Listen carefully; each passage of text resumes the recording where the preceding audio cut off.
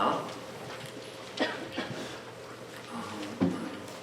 우리 오늘은 그는 흥하여 하겠고 나는 쇠하여 하리라 하는 말씀. 제가 어려서 좀 와가지고 이런 말은 발음이 안 나와요. 사실은 흥하여 하는 말이 잘 안 나오는데 네, 그런 말들이 몇 개가 있는데 그 중에 하나입니다. 네, 우리 오늘은 안정감에 대해서 우리 좀 생각해 보고자 합니다. 사람이 사는 데 있어서 가장 중요한 것은 안전이라고 할 수 있겠습니다. 네, 한국은 말씀드린 것처럼 좀 불안합니다. 지금 우리 미사일을 막 이렇게 쏘는데 전에 비교해서 아주 너무 잦아졌다 그래요. 근데 이제 자주 쏘니까 이제 그냥 그런가 보다.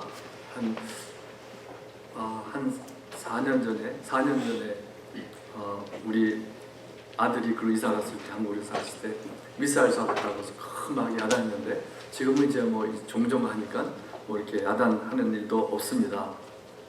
그러나 누가 정말 하는 말이 앵글만 각도만 조금 이렇게 바꾸면은 우리 서울이 끝날 수 있다고 하는 말을 들었을 때 사실은 불안할 수밖에 없습니다. 그런데 한국에 가보니까 불안감이 없고 아주 편안하게 잘 살고 있습니다. 너무나 정신없이 그냥 분주하게 이렇게 움직이고 있습니다. 우리 또 며느리가, 우리 둘째 며느리가 34살밖에 안 됐는데도 자유스럽게 안전하게 이렇게 다니는 거 볼 때 좀 생각해 봤습니다. 서울이 참 안전하구나. 우리 대도시, 미국의 대도시는 그렇지 못할 것 같아요. LA나 뉴욕 같은 데 어떻게 마음대로 이렇게 다니겠습니까? 여기는 그래도 안전하기 때문에 다행이지만 또 그런 면에 있어서 한국은 또 나은 것 같아요. 한국에 보니까 아파트멘트에 들어가기만 하면은 정말 안전해 보이더라고요. 얼마나 그 시큐리티가 잘 되어 있는지 이렇게 전작으로 그냥 갖다만 대면 그냥 거기에 들어갈 수 있는 사람이 딱 정해지고 또 우리 한 분은 제가 우리 걸 까먹고 밖에 나가가지고 들어오라고 힘들었어요. 그랬더니 다행히 어떤 이웃이 있어가지고 좀 전화도 눈이 없기 때문에 그래서 곤란했었습니다만 다행히 들어갔습니다. 참 그렇게 안전이 중요하죠. security, 영어로 security라 그러죠. security. 근데 security의 반대말은 뭐냐면은 insecurity죠. insecurity. 불안정하고 불안한 것. 어떻게 보면 unstable하다. 조금 의미는 다르지만은 그래서 insecurity는 무엇이냐? 우리 사람에게 insecurity는 무엇인가? 어떤 사람이 말하기를 worried about what people think about you 이렇게 말했어요. 사람들이 나에 대해서 어떻게 생각하느냐에 걱정하는 것이 바로 insecurity다. 제가 저번 주일날 코너스톤 예배에 가서 처음에 이제 물어봤습니다. How many of you are insecure? 그래서 How many of you have problem with insecurity? 그랬어요. 그래서 저도 모르게 그냥 How many of you 이렇게 했더니 제가 손 들어가는 게 아닌데 한 7명이 들더라고요. 7명. 그래서 바로 내리라고 이렇게 보여주려고 하는 게 아닌데 그래서 제가 그걸 보면서 생각해보니까 집에 가서 생각해보니까 이제 우리 학생들 가운데 많이 인시큐어한 사람들이 많구나. 그래서 생각해보니까는 참 이 세상에서 인시큐어하지 않은 사람이 얼마나 될까? 거의 없다고 생각이 듭니다. 사실은요. 그래서 오늘은 인시큐리티에 대해서 조금 생각해 보고자 합니다. 뭐 한 번 말씀으로 다 해결되지는 않겠지만 인시큐어한 사람은 어떤 사람인가요? 우리 상담자들은 말하기를 이런 특징이 있다고 합니다. 이런 걸 보면서 내가 얼마나 인시큐어한가 이런 걸 볼 수가 있겠죠. 항상 자신을 비하하는 사람이라고 합니다. 항상 자신을 비하하고 누가 칭찬을 하면 그걸 받아들일 줄 모르는 사람이라고 합니다. 당신이 참 예쁘게 생겼네. 그러면 내가 뭐 예쁘냐고 그러든지 날 놀리느냐 뭐 이런 식으로 그냥 받아들일지 모르는 거죠. 그래서 인시큐어한 사람은 결혼 생활이 힘듭니다. 칭찬하면 받아들일 수도 있고 그래야 된다 생각이 듭니다. 인시큐어한 사람은 자신을 높이고 자신이 한 것을 과장하는 습관이 있다고 합니다. 내가 뭘 하는 것을 업적 같은 거 이런 거를 과장하는 건 사실은 거짓말이죠. 사실은 자랑을 잘합니다. 그게 과장하는 것은 나의 실제 모습에 불안해하기 때문에 남들이 나를 더 훌륭하게 보기 하기 위해서 노력하는 것입니다. 또 남들이 성공하는 것을 못 봐준다고 합니다. 못 봐주고 비판하고 비난하고 남들을 시기하는 것이 또 사인이라고 합니다. 그래서 인시큐어한 사람의 특징은 좀 크게 보면 남들이 나에 대해서 어떻게 생각하나 거기에 대해서 굉장히 관심이 많고 남들이 나를 어떻게 생각하는지 굉장히 중요하고 영향을 많이 줍니다. 그래서 친구들이 나를 빼고 어디 가는 것을 보기 힘들어합니다. 요새는 또 소셜 미디어가 있어가지고 사람들이 더 비교를 많이 하죠. 그래서 페이스북 같은 데 보면은 내가 뭐 어디 갔다가 온다든지 그림을 올리면 라이크가 몇 개가 되나 이런 것을 해서 비교하게 되죠. 전에는 없었던 것. 그러나 거기에 어떻게 이길 수가 있는가? 참 생각해 볼 때 갈라디아서 1장 10절에 보면은 사도 바울은 뭐라 그랬냐면요. 이제 내가 사람들에게 좋게 하랴 하나님께 좋게 하랴 사람들에게 기쁨을 구하랴 내가 지금까지 사람의 기쁨을 구하였다면 그리스도의 종이 아니니라 그랬어요. 그래서 사도 바울은 사람을 기쁘게 하는데 집중하지 않는다 그랬습니다. 그래서 참 우리가 사람을 의식하지 않고 사람을 너무나 두려워하지 않는 비결은 바로 무엇인가? 하나님을 두려워하고 하는데 있지 않는가 생각이 듭니다. 우리 두려워하는 것도 한계가 있어요. 우리가 둘 다 두려워할 수는 없습니다. 사실 어떻게 보면요. 사람도 두려워하고 많이 두려워하고 하나님도 두려워하고 이렇게 할 수 없죠. 우리는 둘 중에 하나 사실은 물론 100% 0%는 아니지만 다는 그렇지만은 우리는 하나님을 두려워하면 사람을 덜 두려워하게 돼 있고 하나님을 두려워하지 않으면 사람을 두려워하게 돼 있고 둘 중에 하나죠. 사람들이 이런 사람의 특징은 사람들이 나를 어떻게 생각하느냐에 따라서 내 삶이 좌우되는 것입니다. 그래서 사람들이 나를 좋아하는 것 같으면은 나는 기분이 좋고 나를 싫어하는 것 같으면은 나는 우울해지고 그러한 사람은 항상 사람들이 나를 어떻게 보느냐에 관심이 있고 사람을 두려워하는 사람입니다. 그러나 잠언서 29장 25절에 보면은 사람을 두려워하면 올무에 걸리게 되거니와 여호와를 의지하는 자는 안전하리라. 이 안전하라는 말이 시큐리티하고 좀 비슷한 말입니다. 사람을 두려워하면 함정에 빠진다는 거예요. 결과가 좋지 않죠. 그러나 하나님을 의지하는 자는 안전하리라.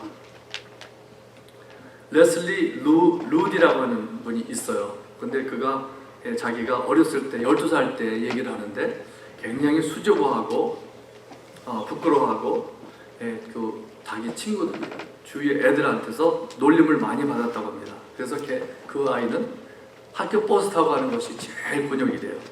두려워하고 싫었습니다.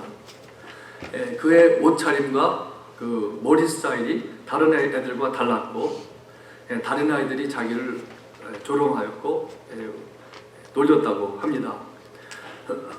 그럼 종종 학교에서 집으로 돌아올 때는 울면서 돌아왔습니다. 그러면은 부모님들이 그를 위로하면서 너는 우리에게 귀한 아이고 하나님께도 귀한 사람이라고 하였지만은 너무 셀프 이미지가 낮아가지고 계속 불안했다고 합니다. 그런 후에 얼마 시간이 가면서 많은 애들한테도 그렇지만 변화가 생겼습니다. 그것은 무엇인가 하면은 다른 아주 파퓰러한 애들을 보니까는 머리 차림이 이렇고 옷 차림도 이렇고 이런 거 해서 그걸 따라하기 시작했습니다. 그래서 이제 다른 애들과 같이 좀 인기도 좋아지고 남자애들도 따르고 그랬다고 합니다. 그러나 자신감이 있는 척했지만은 속으로는 전에와 같이 초라했다고 합니다.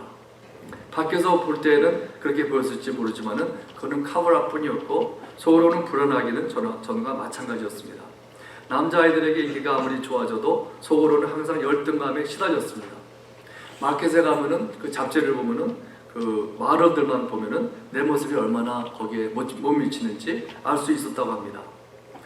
근데 얼마 있다가 주일학교 선생님들이 특별히 하는 말이 진정한 아름다움은 겉이 있는 것이 아니라 속 마음이 있다고 속에서 찾아야 된다고 그런 가르침을 들었습니다. 그래서 속에서 찾아보려고 했지만은 아무리 찾아보려고 해도 속에서는 아름다움을 찾을 수가 없었습니다. 왜냐하면 들여다보니까는 모자라는 것, 부족한 것, 허물투성인 자신의 모습만 보였기 때문에 그래서 그는 결국 자신에 대한 안정감을 찾을 수 있는 것은 자신에게서 외모에서든지 그의 속에서 찾을 수 없다는 것을 알게 되었습니다. 나의 속에서의 아름다움 갖고는 안 된다는 것도 알았고 나의 밖에서 찾기 시작했습니다. 그 후에 그는 그의 모든 삶을 모든 그 부분을 예수 그리스도께 전적으로 드렸습니다. 그때 그에게는 참 자유함과 소망과 그동안 찾았던 컨피던스를 찾았다고 합니다. 참 자유함은 내가 나아져서 오는 것이 아니라 나 자신을 부인하는 데서 온다는 것을 알았다고 이렇게 그런 간증을 하고 있습니다. 그래서 우리가 어떻게 안정감을 찾을 수가 있을까? 우리 겉에서 어떤 사람이 참 막 그 나라에서 미스 USA라 그래도 그렇다고 자존감이 건강하고 튼튼할까요? 그렇지 못합니다. 영화 배우들 얘기하는 법 들어보면 알 수가 있어요. 모습은 참 제일 아름답다고 해도 그 열등감으로 가득 차 있는 경우를 많이 볼 수가 있습니다. 오늘 말씀 보면은 우리 세례 요한이 아직 감옥에 갇히기 전의 일이었다고 합니다. 세례 요한이 사람들에게 말씀을 전하고 그들에게 죄를 회개하고 세례를 받으라고 했을 때 많은 사람들이 이스라엘 전체에서 몰려들어서 요단강가로 모여가지고 죄를 자복하고 회개하고 세례를 받았다고 하고 있습니다. 사람들이 얼마나 많이 모였을까요? 온 나라에서 막 몰려들었습니다. 그런데 세례 요한을 따르던 제자들이 별로 좋아하지 않았습니다. 왜 좋아하지 않는 일이 생겼는가? 오늘 말씀 보면은 26절에 보면은 요한의 제자들이 요한에게 가서 말합니다. 랍비여, 선생님과 함께 요단강 저편에 있던 그 선생님이 증언하시던 이가 세례를 베풀매 사람이 다 그에게로 가더이다. 안 좋은 일이 생겼어요. 지금까지는 완전히 독차지했던 것 같아요.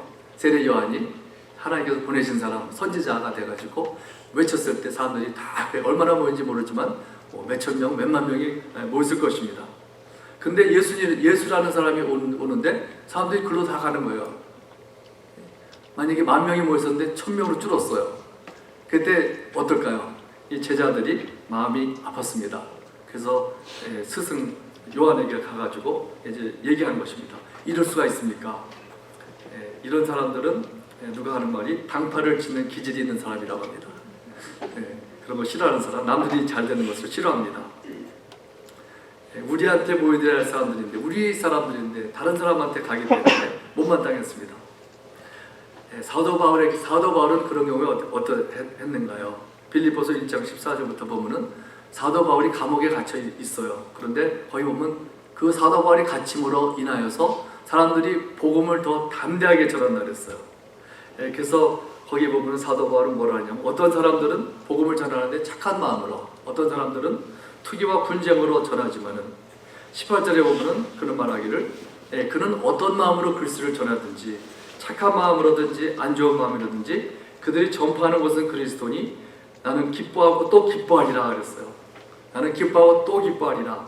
영혼들이 구원을 받으면 그것으로 나의 기쁨이 충만하다는 것입니다. 그렇게 하기가 쉬울까요?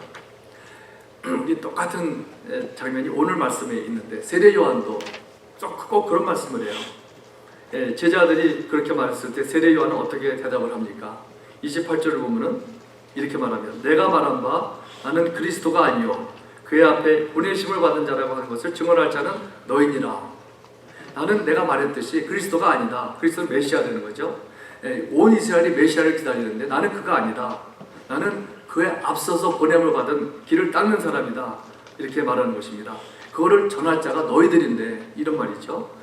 이 세례 요한은 자신이 누구인지 어떤 역할을 하는 사람인지 정확히 알았습니다. 그는 나는 메시아가 아니다. 이것을 알았고 그를 분명히 금을 걷습니다. 나를 메시아로 보지 마라. 메시아가 아니기 때문에. 그리고 바로 중요한 분은 내가 아니라 메시아 그리스도시라고 했습니다. 그래서 모든 사람의 초점을 그에게로 가게 하라. 이런 말이 있죠. 바로 그는 그리스도는 아니지만 그러나 그리스도의 그 앞에 보내심을 받은 자라고 했습니다. 말라기서 3장 1절에 보면 그렇게 예언된 사람이었습니다. 사실은 만군의 여호와가 이르노라 보라 내가 내 사자를 보내리니 그가 내 앞에서 길을 준비할 것이요. 이렇게 예비한 미리 보냄을 받은 사람이 있죠. 또 29절을 보면 이렇게 말합니다. 신부를 취하는 자는 신랑이나 서서 신랑의 음성을 듣는 친구가 크게 기뻐하나니 나는 이러한 기쁨으로 충만하였노라. 신부를 취하는 자는 신랑이죠. 둘러리가 아닙니다. 신랑의 음성을 듣는 친구가 크게 기뻐하는, 바로 내가 신랑의 친구고 옆에서 그 친구의 소리를 음성을 듣고 기뻐한다는 것입니다. 친구가 좋아하는 거 보고 내가 기뻐하는 바로 그 사람이다 하는 거죠. 세례 요한은 그를 예수님과 비교하는 것을 즉시로 막아버립니다. 바로 자기는 신랑이 아니라, 주인공이 신랑이 아니라 둘롤이라고 하는 것입니다. 신랑의 친구가 바로 옆에 있는 사람은 둘롤이죠. 영어로 베스트맨이라고 합니다. 둘롤이는 무슨 의미인가요? 둘롤이는 제가 사전을 찾아보니까 결혼식에서 신랑이나 신부를 식장으로 인도하고 거들어주는 사람이라고 했어요. 신랑이나 신부를 거들어주는 사람, 옆에서 이렇게. 신부가 드레스가 길죠? 그러면 누가 밟을까봐 막 들어주고 하는 사람이 둘롤이죠. 둘롤이에게 집중이 다 가게 되어 있는 게 아니에요. 그래서 둘롤이는 너무 예쁘면 안 된다고 합니다. 그죠? 너무 예쁘면 집중이 글로 가기 때문에. 그래서 다음에 누가 둘롤이 쓰라 그러면요, 사양하세요. 나는 좀 곤란합니다. 신랑 둘롤이도 마찬가지죠. 그래서 자기는 둘롤이라고 하는 것입니다. 바로 베스트맨. 베스트맨은 사진을 찾아보니까는 Chief Attendant at Wedding 그랬어요. 결혼식에서 attendant라는 신부는 분 아니에요. 그런 사람인 것입니다. 세례 요한은 대단한 사람이 아니고, 난 대단한 사람이 아니고 신랑에 앞서가는 사람이고 신부는꾼이다, attendant다, 이렇게 말하는 것입니다. 그래서 내가 그거를 유지할 필요도 없고 유지해서도 안 된다, 그런 말이죠. 아마 어쩌면 그래서 예수님께서 사역하실 때쯤 돼가지고, 사역하시기 시작할 때에 하나님께서 세례 요한을 데려가셨는지 모르겠어요. 세례 요한은 전에는 집회라면은 아주 그런 거죠. 키노트 스피커라는 말이 있죠. 메인 스피커였습니다. 사람들이 모두 그에게 모여들었고 그에게 들었습니다. 그러나 이제는 많은 사람들이 점점 흩어지기 시작하고 예수님께로 몰려갔습니다. 보통 사람 같으면은 좀 섭섭했겠죠. 참 섭섭하다, 고무하다. 그러나 세례 요한은 어땠습니까? 나는 신랑의 음성을 듣는 친구로 기뻐하고 또 기뻐한다. 기쁨이 충만하다고 했습니다. 거기에다 30절을 보면은 뭐라 했냐면, 그는 흥하여야 하겠고 나는 쇠하여야 하리라 하니라. 영어로 NIV에 보면은 He must become greater, I must become less. 그가 더 커지고 나는 작아져야 된다. New Living Translation 보면 뭐라 하냐면 He must become greater and greater and I must become less and less. 좀 더 시감 있게 말하죠. He must become greater and greater, I must become less and less. 이런 건 세상에서는 싫어하는 말이겠죠. 내가 지금 몇 살인데 30 방금 지났는데 작아지다니, 숨어야 된다니, 안 보여야 된다니, 내가 커져야지, 이런 것이 세상의 생각 아니겠어요? 그러나 여기 보면은 He must become greater and greater, I must become less and less. 참 보통 인간적인 사람에게 대단히 듣기 좋은 얘기는 아닙니다. 우리도 한번 생각해 볼 때, 우리가 시장생활하면서 5년 전에보다 10년 전에보다 지금 그리스도가 나의 삶에서 더 커지고 있습니까? 그렇지 않으면 내가 더 커집니까? J.C. 라이어라는 목사님 말하기를 A faithful minister will always exalt Christ 그랬어요. 우리 faithful, 참 그런 아주 믿음직스러운 충성스러운 minister, 목사는, 목회자는 항상 그리스도를 높이는 사람이다.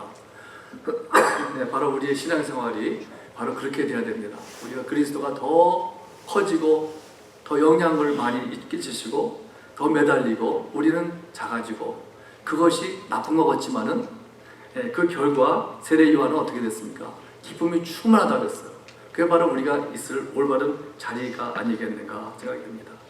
고린도후서 4장 5절에 보면 사도 바울도 이렇게 말했습니다. 우리는 우리를 전파하는 것이 아니라 오직 그리스도 예수의 주 되신 것과 또 예수를 위하여 우리가 너의 종된 것을 전파함이라. 바로 우리를 전파하는 것이 아니라고 했습니다. 우리가 우리를 전파한다는 것이 어떻게 보면 있을 수 없는 일 같지만 많이 있어요. 나를 드러내고, 우리 미니스트리를 드러내고, 우리 교회를 드러내고, 이런 것들이 또 그런 것 아니겠어요? 그러나 우리 교회를 드러내는 것이 아니고 우리의 사명은 우리 누구를 드러내는 것, 그리스도가 더 커지게끔 하는 것이 우리의 사명이고 우리를 전파하는 것이 아니라 그를 전파하는 것이고 우리는 그의 종이라고 했습니다. 윌리엄 캐럴이라고 하는 분은 유명한 그 선교사님이었는데 그분은 바로 죽기 바로 전에 그 주위에 있는 모이는 사람들한테 뭐라 그랬냐면은 내가 죽으면은 윌리엄 캐럴에 대해서 말하지 말라. 윌리엄 캐럴에 대해서 말하지 말고 윌리엄 캐럴의 구원자 되시는 그리스도만을 얘기하고 그리스도만을 높이라 이렇게 말했습니다. 네, 바로 그는 커져야 되겠고 나는 작아져야 되니라. 바로 우리의 삶에서 우리도 그렇게 돼야 됩니다. 그것이 옳은 것이고 우리가 세월이 가면서 신앙생활이 나는 점점 작아지고 그분은 더 커지고 이것이 너무 옳은 것이고 그것이 우리에게 평안을 주고 기쁨이 되는 것입니다. 내가 만약에 점점 더 커지면 어떻게 될까요?